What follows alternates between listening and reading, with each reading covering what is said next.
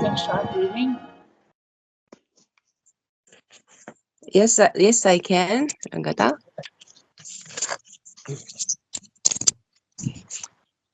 Um, the master of our works and our being is not merely a Godhead here within us, nor is it merely a cosmic spirit or some kind of universal power. The Word and the Divine are not one and the same thing, as a certain kind of pantheistic thinking would like to believe. The Word is an emanation. It depends upon something that manifests in it, but is not limited by it. The Divine is not here alone. There is a beyond, an eternal transcendence. The individual being also, in its spiritual part, is not a formation in the cosmic existence. Our ego, our mind, our life, our body are that, but the immutable spirit, the imperishable soul in us, has come out of the transcendence. So these ideas are, he is repeating. We know what he is saying, but we will go through it later. The master of our works and our being is not merely a Godhead here within us, that's the individual, nor is he merely a cosmic spirit or some kind of universal power. So, what Sridhar is saying is that there are three levels of the divine, okay? Three status, if you want: transcendent, cosmic, and individual. And they are different aspects of the divine. They are not the divine absolutely, but the absolute divine, pure and simple, if you want, is the transcendent. Because he is without the universe, he is by himself transcendent, without anything, even before creation. That's the transcendent. Then, when he creates the cosmos, he enters into it. The cosmos is not merely a creation of the divine. There is also the divine enters into it like a immanent power. So that's it. There is a cosmic spirit. Okay? But what about the individual? At the lowest level, he is also the individual. Because individual soul is a portion of divine. Ansha Sanam. So these are the three of these. Now with these words and identify what it is. The master of our work. The master of our works is always the Ishvara. Ishvara is the master of our works. Because at other levels, he can be universal. He can be impersonal. Master of our works is yoga. Okay? Because we are being a person. So that's the Ishvara. So he is at the third highest level. Okay? So master of our works and our being. He is also our Lord, and we are giving all our work to him. He is not merely a Godhead here within us. So which is the Godhead within us? It's the immanent divine within us.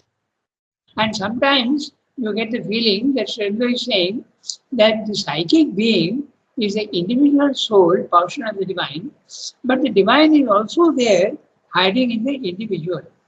There can be a slight difference between the two. The universal divine and the individual divine, not necessarily the psychic being. The psychic being is definitely an entity, and the Godhead within us is more than the psychic being, but he hides behind. He doesn't make himself obvious. Nor is he merely a cosmic spirit. The cosmic spirit is or some kind of universal power. So he is using both the words, cosmic spirit and some kind of universal power, because there are many concepts. So that's why he's saying some kind of universal power. There is theism, then there are many others who say the divine is there in the universe itself is the divine.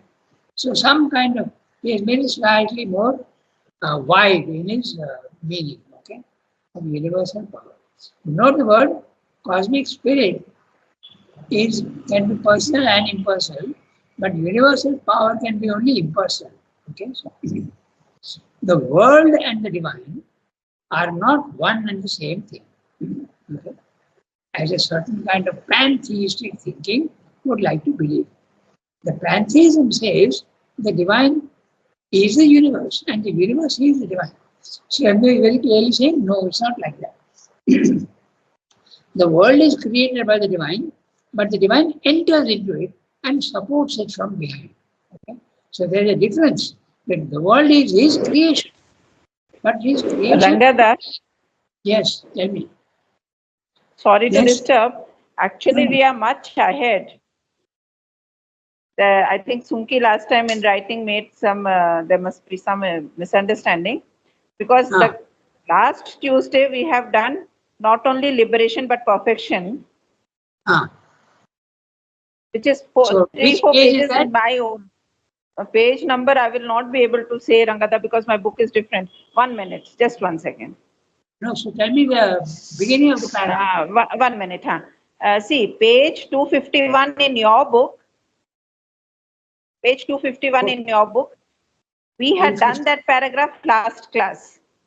Okay, just 1 minute. 251. No, actually, Tarika Ben has read till this point as a, the master. We have to read it because in my book also the page is same, but in Rangada's book the paragraph is different. Just 1 minute, Shilpa. Just wait one.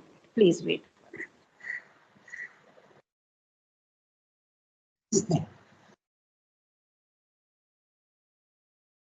I What went by the the- chat. Yeah. Yes, Tell me. Rangada, there must have been some misunderstanding.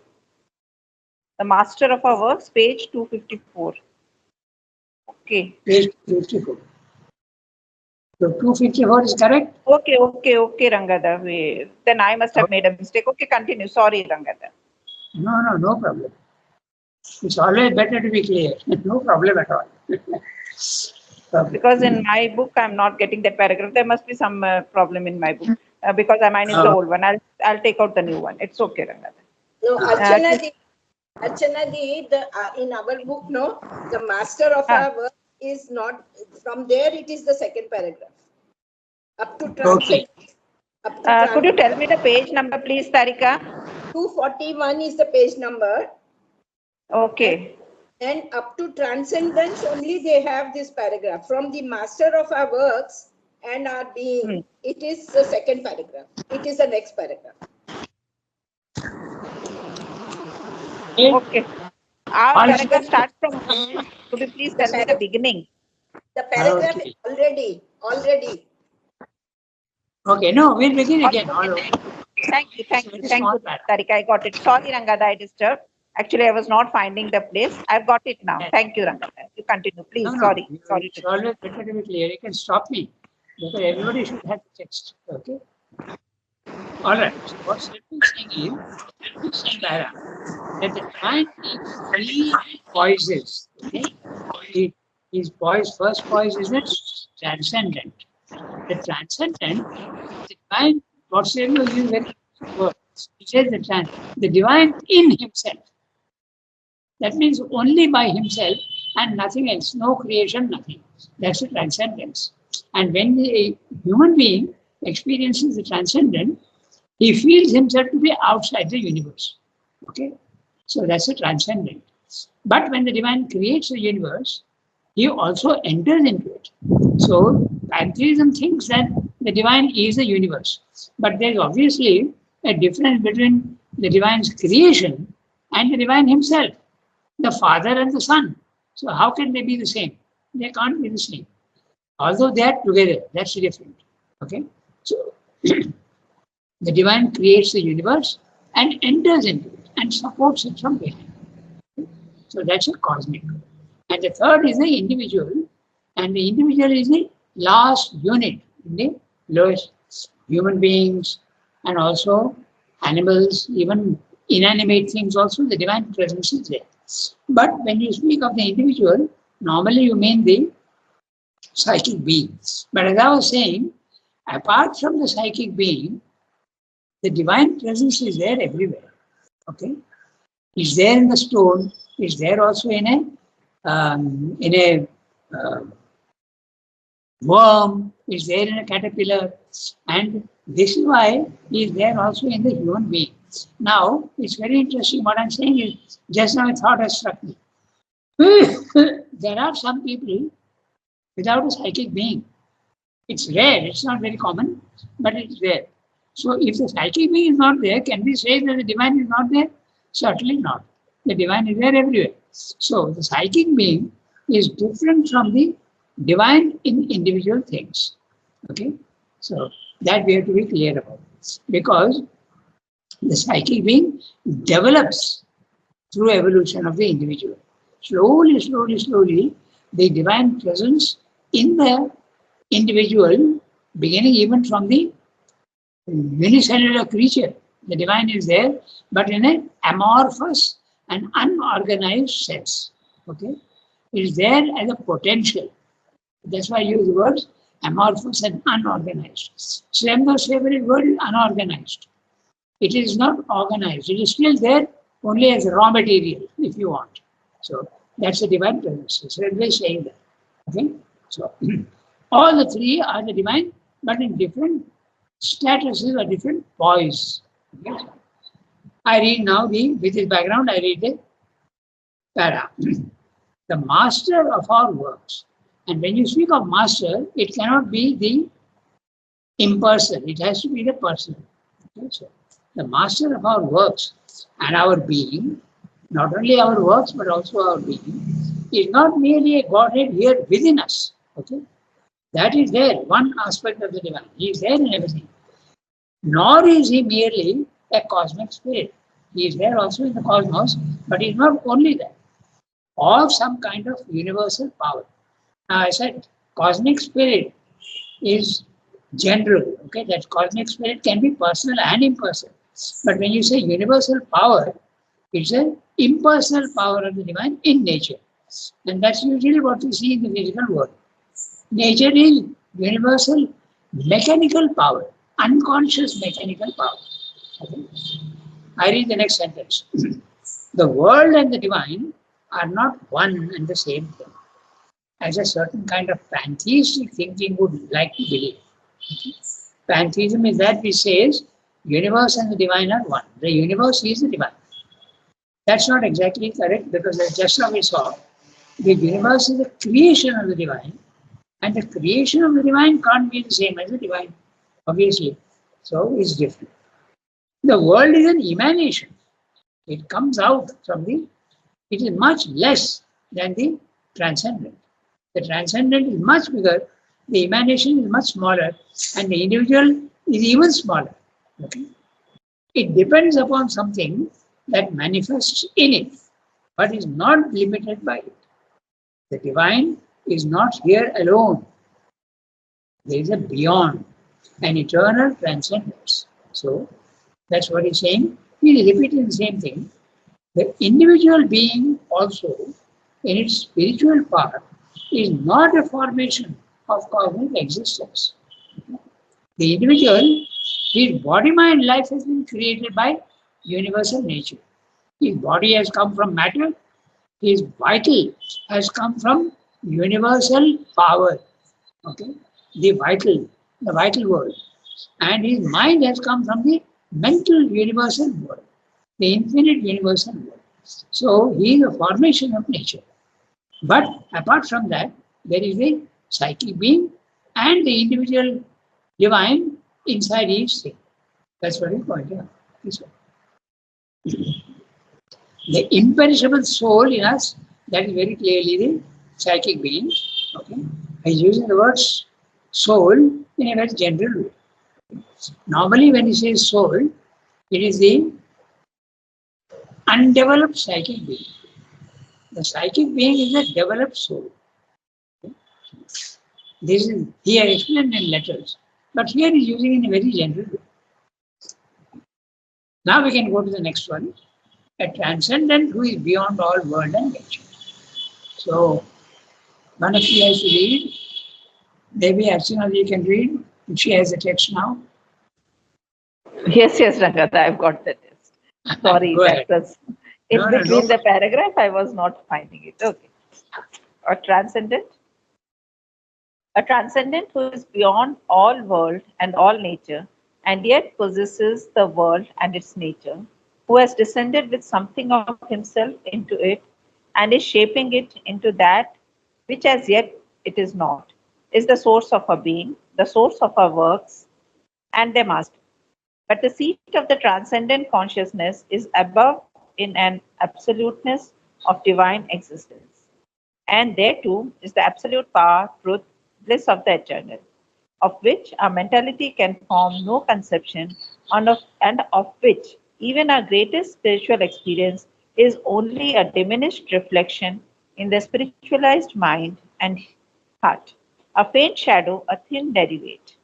Yet, proceeding from it, there is a sort of golden corona of light, power, bliss, and truth, a divine truth consciousness, as the ancient mystics called it, a supermind, a gnosis, with which this world of a lesser consciousness, proceeding by ignorance, is in secret relation, and which alone maintains it and prevents it from falling into a disintegrated chaos. The powers we are now satisfied to call gnosis, intuition, or illumination are only fainter lights of which that is the full and flaming source. And between the highest human intelligence and it, there lie many levels of ascending consciousness, highest mental or over mental, which we would have to conquer before we arrived there or could bring down its greatness and glory here. Yet, however difficult that ascent, that victory is the destiny of the human spirit, and that luminous descent or bringing down of the divine truth is the inevitable term of the troubled evolution of the earth nature. That intended consummation is its raison d'etre, our culminating state, and the explanation of our terrestrial existence. For though the transcendental divine is already here as the Purushottama in the secret heart of our mystery, he is veiled by many coats and disguises of his magic worldwide Yogmaya. It is only by the ascent and victory of the soul here in the body that the disguises can fall away and the dynamis of the supreme truth replace this tangled weft of half truth that becomes creative error, this emergent knowledge that is converted by its plunge into the inconscience of matter and its slow partial return towards itself into an effective ignorance. Yeah. Okay. Quite a big para and very interesting para. We'll have a look at it. A transcendent, that's the highest. Okay. The transcendent, only the divine, without the world. The transcendent, who is beyond all world and all nature. See, very clear, he is adding all, so that there is absolutely no confusion at all. He is beyond the world and doesn't include the world at all, or even nature. Only pure divine. Okay. And yet possesses the world and its nature. So, because he is the master of nature, so he possesses, he can do what he wants with nature. Possess, Shamsu's favorite word, means you are master of what you possess. Possesses the world and its nature, who has descended with something of himself into it, not fully, okay? Something of himself into it. That's why he said emanation. In the earlier paragraph, he has used the word emanation. When you are emanating, mother has very often used the word emanation. Okay? If somebody thinks of mother at that time, okay, even now perhaps, if you think of the mother, an emanation of the mother will answer you. Whether you are conscious or not is another matter. But if you are really sincere, an emanation of the mother will answer your prayer and your remembrance. So the emanation is obviously less than the divine himself. So who has descended with something of himself, not fully, and shaping it into that which as yet it is not. And what is that? The source of our being, the source of our works, and their master. So if we pray, he does come down and answer our prayers. Very clear. But the seat of the transcendent consciousness is above, in an absoluteness of divine existence. Okay? The divine existence, when he means the divine substance. Okay? And now there is parenthetical phrase. So we will read it without the parenthetical phrase, and then we'll see what the parenthetical phrase means. Okay? So I am reading the sentence now without the parenthetical phrase. But the seat of the transcendent consciousness is above in an absoluteness of divine existence, of which our mentality can form no conception, and of which even our greatest spiritual experience is only a diminished reflection in the spiritualized mind and heart, a faint shadow, a thin derivate. So now we look at the parenthetical phrase. He is saying divine existence, but he is quickly adding, but there also there is power, truth, bliss of the eternal. It's almost like a, yeah, it's almost like he should have said absoluteness of divine Satchidananda, and then as an afterthought he says, wait. It's not only existence, but it's also power, truth, bliss, and eternal. I mean, I'm telling this in a joking spirit, but what he means is that the existence, consciousness, bliss, all are there in the transcendent. That's why he's saying that. But there's also another thing why he's saying this, because when you make your mind silent, very often you do experience a transcendent consciousness. You feel yourself to be outside the universe. And if you are outside the universe, it is a substance. Okay, the divine substance, divine existence is divine substance. And that substance is also power, it's also truth, it's bliss of the eternal. And he's saying the human mind can have absolutely no conception of which even our greatest spiritual experience. Now, there is not going to be a contradiction. Huh? The greatest spiritual experience means limited to the higher mind, elemental mind, intuitive mind, overmind. When he speaks of spiritual, it is level 2. Okay? So even the greatest spiritual experience can simply not have an idea of the third level, which is the supermind, the transcendent. Okay? No conception of which, of even our spiritual, greatest spiritual experience, is only a diminished reflection. In the level 2, it is wonderful compared to level 1, but it's only a reflection.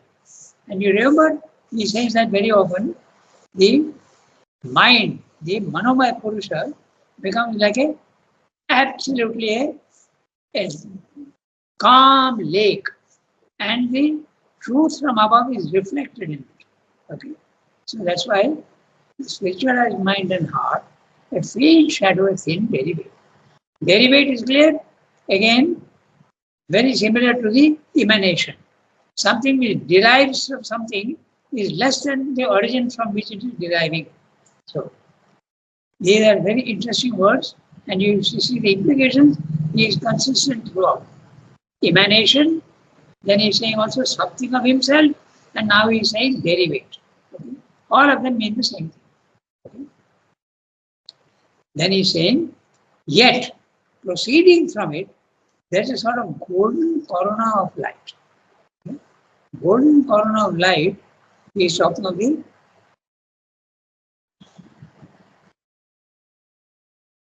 lowest level of the supermind and the highest level of the overmind. There's a golden corona of light is described elsewhere as the link between the overmind and the supermind. Okay?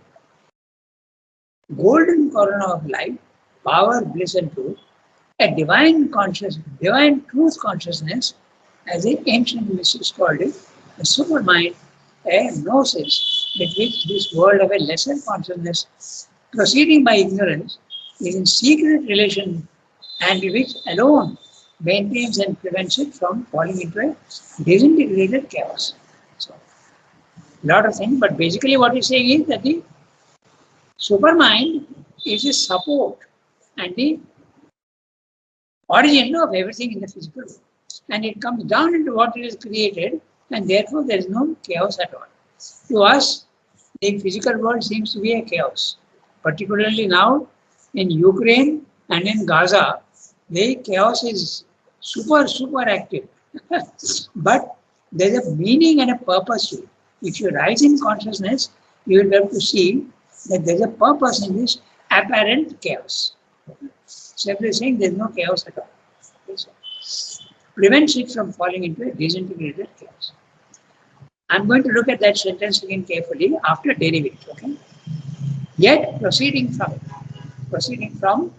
the Satchidananda. Okay. As Satchidananda is even higher than the supermind. Remember that the supermind is a link word. Okay. It's not the ultimate truth. Very clearly he has told us many times. So that golden corona of light is meaning, I saw afterwards, that is meaning the supermind. But the overmind also reflects this golden corona of light. He says that the dividing link between overmind and supermind is very thin. So that golden corona of light, you can have glimpses of it even at the overmind level. Okay, so power, bliss, truth, a divine truth consciousness, as the ancient mystics called it, a supermind and gnosis, with which this world of a lesser consciousness, proceeding by ignorance, is in secret relation, and which alone maintains it and prevents it from falling into a disintegrated chaos. You can see the link between the supermind and the physical world. He has given us the links before. Okay? I'm just repeating the links. Supermind becomes mind. Okay? Sat becomes the matter in the lowest level. Chit Shakti becomes the vital, the world of energy. Okay? And Ananda becomes the psychic being. So this is the correction. So he's saying there is a secret connection. He's using the word secret relation, and which alone maintains it and prevents it from falling into a disintegrated chaos. And this disintegrated chaos, the best example is it doesn't go into a disintegrated chaos at all when you think of the instinct in animals. Okay? They are doing things mechanically without a mental consciousness, and yet it is perfect. So that is the preventing from chaos. They do exactly what is needed. It's a good example of that. The powers we are now satisfied to call gnosis, intuition, or illumination are only fainter lights of which that is the full and flaming source. Okay? The powers which we are now satisfied to call gnosis, now means at our level. Okay? Gnosis, intuition, and illumination are only fainter lights of which that is a full and flaming source. And between the highest human intelligence and it, there lie many levels of ascending consciousness. Highest mental or over mental, which we would have to conquer before we arrive there, or could bring down its greatness and glory here.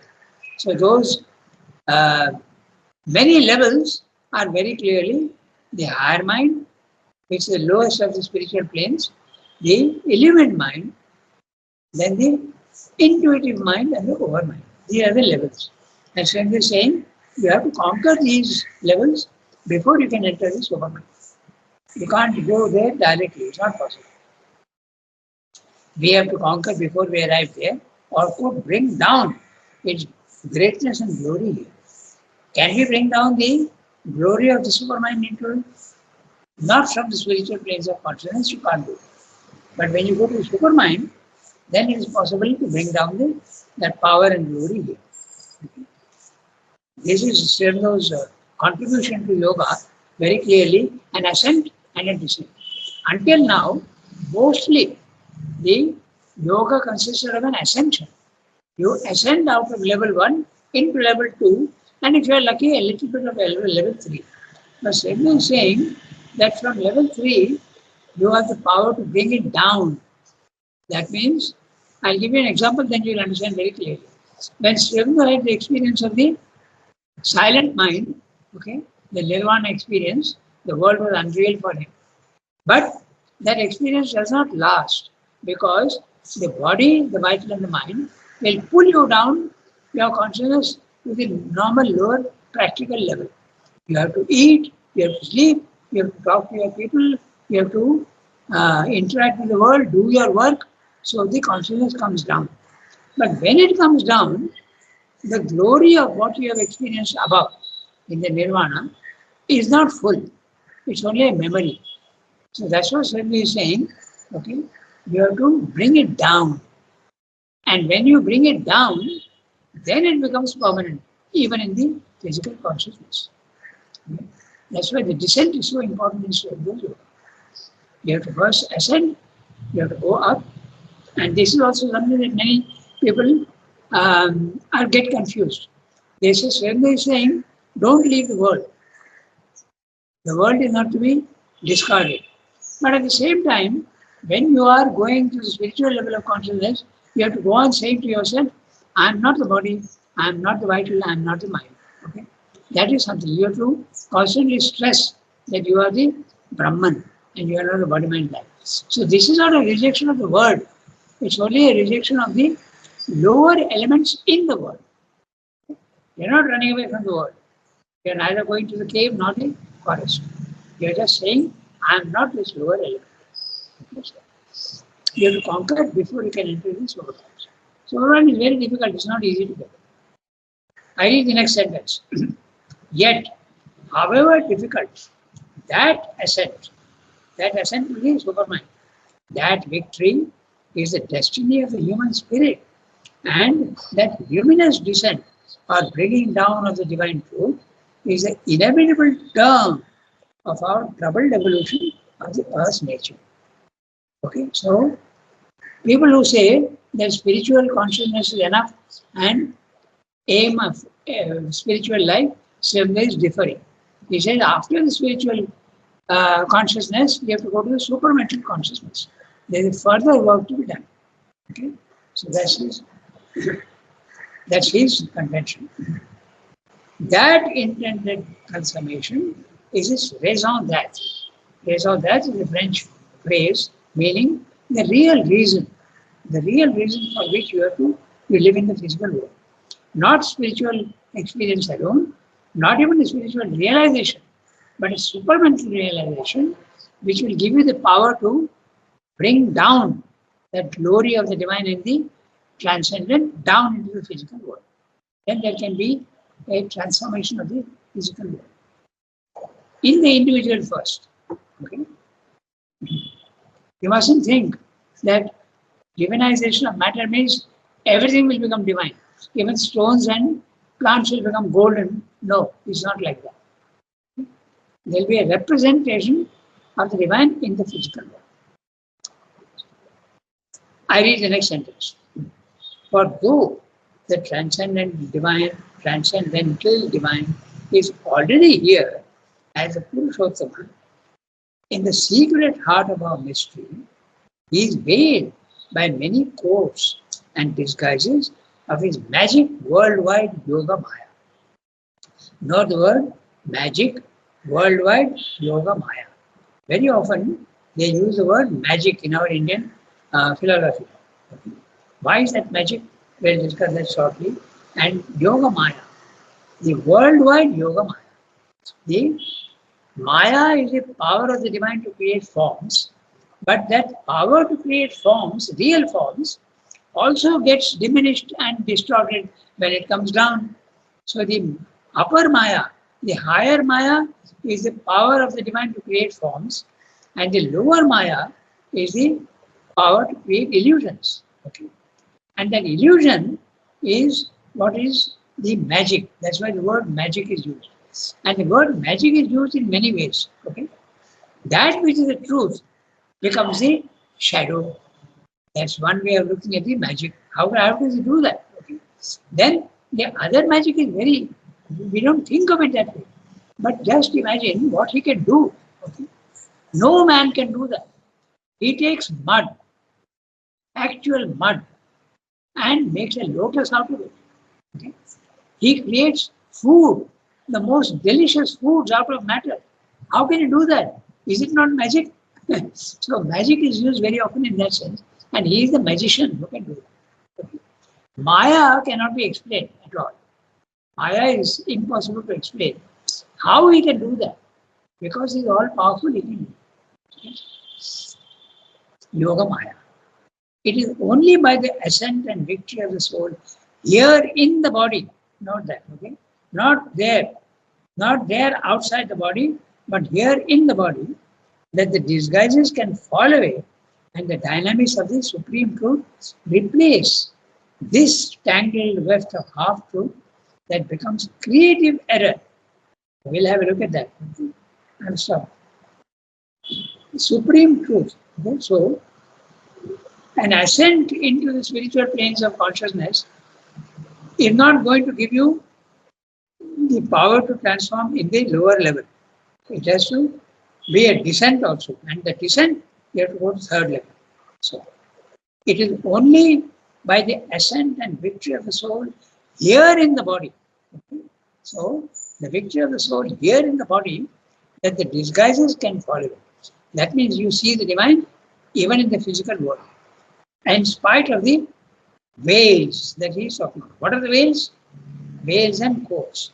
The physical is a veil, the vital is a veil, the mental also is a veil.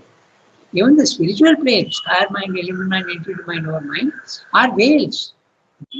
They are veils as well as states of consciousness. And you can see all these veils very clearly when you realize the highest level by your soul, but while remaining in the lower plane of consciousness, in the physical world, not outside. Until now, yoga has been the soul experiences the higher levels outside the body. But now, Swami is saying it has been realized in the body. That the disguises can fall away and the dynamics of the Supreme Truth replace this tangled dynamics.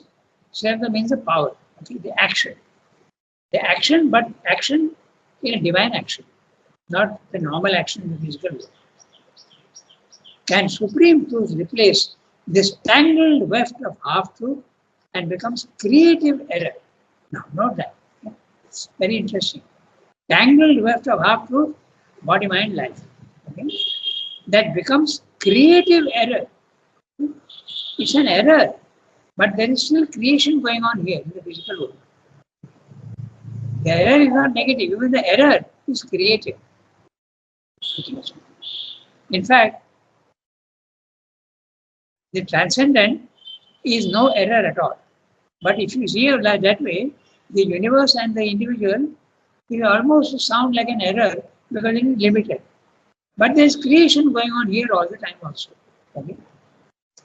This inconscience of matter, this emergent knowledge that is converted by its plunge into the inconscience of matter and its slow partial return towards itself into an effective ignorance. So, the word effective ignorance, you can equate it with creative error. Okay? Effective ignorance, even the ignorance is giving an effect. It can allow you to go even higher. Ignorance can become knowledge.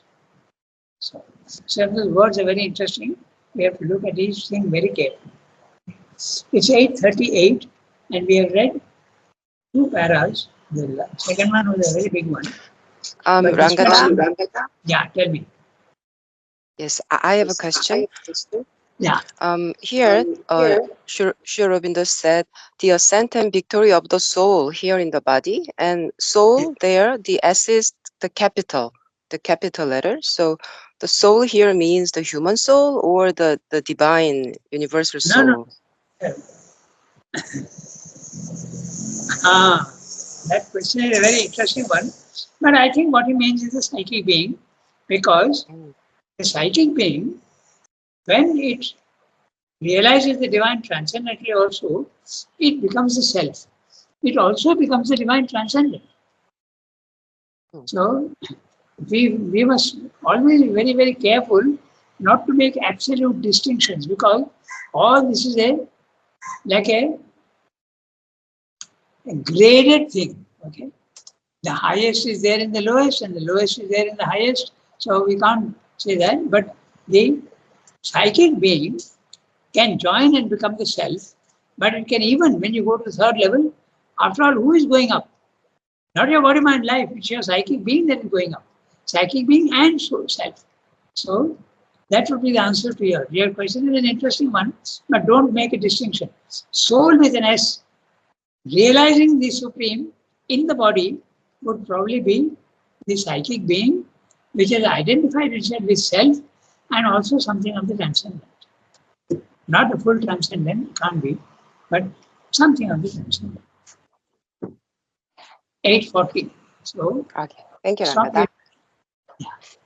So, let's note down immediately the next Yes. para for hearing the word, so that there is no Yes, confusion. I will make a note, Rangada. Yeah, you do that. Okay.